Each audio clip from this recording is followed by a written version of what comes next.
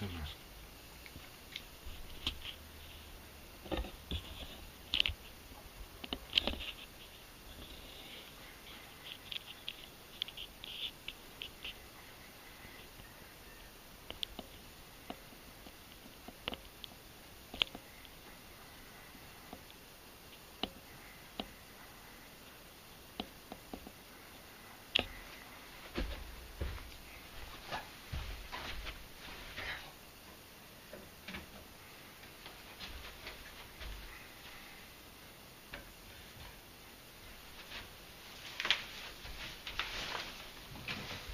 Hi, I'm Bob Barron. Talking a little bit today about media.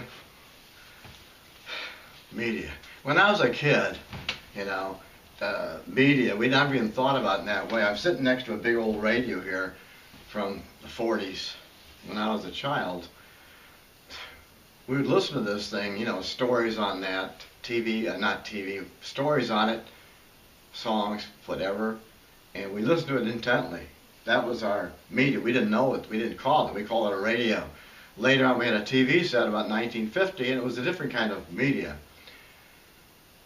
In that time, we also had magazines, newspapers, which we still have today, and that pretty much was what we would call media. Of course, there were also movies, but it was certainly hugely different because at that time, those who got a chance to put their names out there or their ideas out there, whether it was on the radio, on the TV, or magazines, newspapers, that was like these individuals, famous ones or popular ones, putting their stuff out there. And that's the way the media was. We talked about public policy and how all this stuff influenced. In other words, during the war, all the wars actually, what you see and hear, does have an effect on what you think about what's happening. And that's how media were used. Media were used to influence public policy. It still happens today. But what's different now is we have these social media. Hugely, hugely different.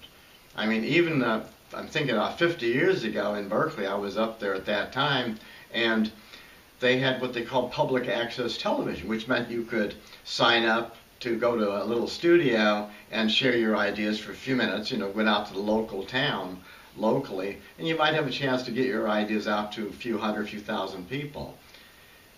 Well, that was pretty awkward, actually. Hard to get to, hard to even get your stuff together, make it down wherever you're supposed to go. Well, today what's happened with this internet, this social media stuff we have, and we're talking really today about YouTube because that's what we're studying in this class. What I like about it is I can be the person who has my own camera as I'm doing right now and recording my ideas and putting it out there for people to look at and listen to. I know it could go almost anywhere. I've checked that out. I can even get to listen to people in other countries around the world. Well, that's huge. In other words, I don't have to wait in any line. I can get my ideas out there. And for sure, what we do and see on these social media networks, as we call them, has an influence.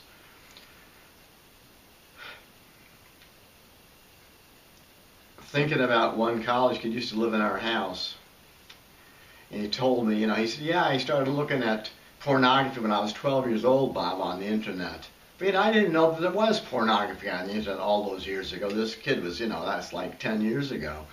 We've only had the internet about 20 years now, maybe 24 years since 1991. But for sure, what we see on these internet channels has a huge influence, because if there's some need somewhere, it happens that somebody says, oh, some poor child needs maybe some help in some way, or some other person had an accident. Why, it can go on the social media and it goes viral. What they mean, they have hundreds of thousands and millions of people want to either give money or help in some way. Well, that's a huge transformation, isn't it? That there can be such an impact so quickly. I mean, all those years ago when I was studying communications at Berkeley, we used to do what we call a content analysis. You get a magazine or a newspaper and you look at an article and you're looking at words, counting them. That's how we figured out, how much impact this would have on people. Because if you see so many different words, you feel like if there were so many repetitions, it has a certain effect on the brain. But today, when you're looking at some of this stuff, well, you can be looking at this stuff, all thousands and thousands of different ideas coming at you. And it doesn't have an effect. Of course it has. We know that. For a person like myself, it has a huge impact, and I'm not sure, about other aspects. I know I would say that anything you look at a lot is going to have an imprint on your mind and what you do and how you think about things. But for myself, music has always been huge in my life. And so I remember songs like, I'm trying to think now, that what we're supposed to be talking about right now is the future of these social media implications. That's really quite a huge word to think about. Implications. And I'm supposed to make a decision about some of that. Okay. Well, I gave you a couple of hints, just what I said right there. The past probably influences the future, no doubt about it. But what also happens is we influence the future. Oh, yes, we do. I really believe it. I was wanting to think of some way to show you, what kind of influence I'd like to have. What I do is I do a lot of singing in my life, and a song go through my mind. Like right now, I'm thinking about, gee, there's so many things I could share with you. Right, that one about, gosh.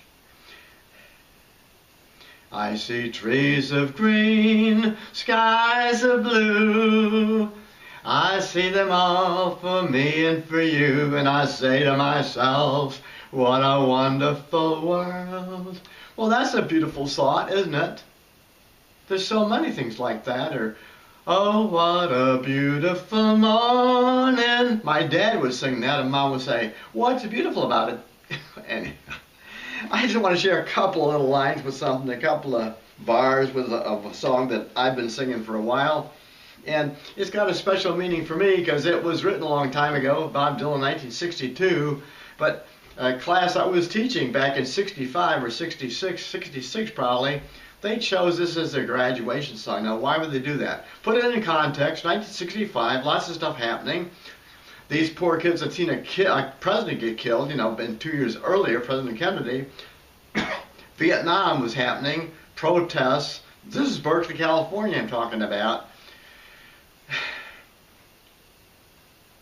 And so they chose this song. Just a few ideas. Listen to the words. Words are always important, aren't they?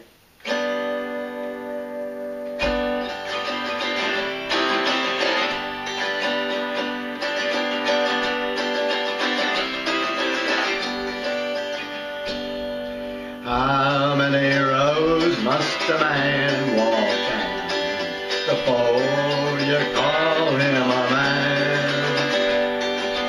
How many seas must a white dove sail before she sleeps in the sand? How many times must the cannonballs fly before they're forever land? Answer, my friend, is blowing in the wind. The answer is blowing in the wind.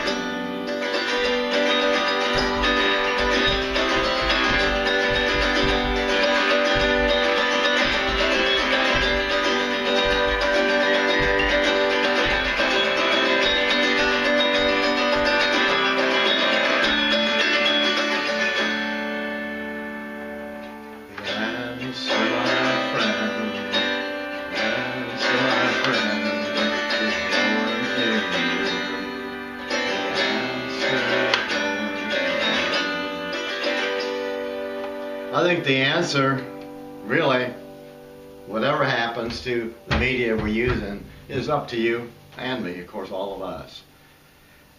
I believe that what you put on that YouTube channel or whatever other channel you might use or other media you use, it's important.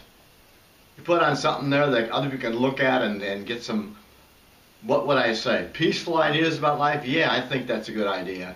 Hopeful? Yeah, I think hope is really, really important. Probably the basic thing I could even think about in life. Hope is life. Life is hope. That's what I always say. Well, that's my few ideas about the future. I can't really predict it. We're living it, of course. As always, thanks for looking. Thanks for listening. I'm Bob Barron. Take care. Bye-bye.